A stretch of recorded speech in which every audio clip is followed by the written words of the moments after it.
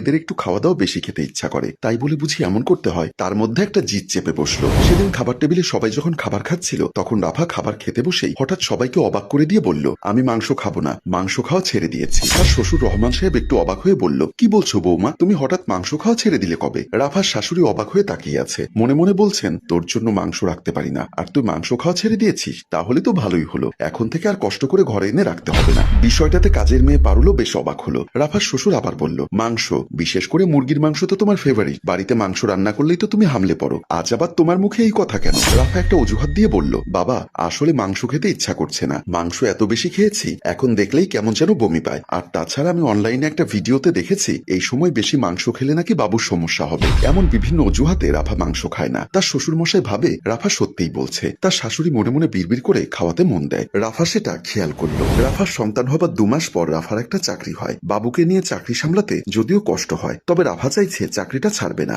বাবু সকালে ঘুমে থাকে, খুব ভোরে উঠেই ঘরের রান্নার কাজ সেরে ফেলে। 9টার ভেতরে গোসল দিয়ে বাবুর খাবার খাইয়ে তারপর বের হয়। রাশেদ একবার বলেছে চাকরি নেবার দরকার নেই, আমার বেতনেই চলে যাবে। রাফা হেসে বলে, দেখো আমার কোনো অসুবিধা হচ্ছে না, আর বেশি অসুবিধা হলে তখন না হয় ছেড়ে দিব, আর তোমার বেতন পেতে পেতে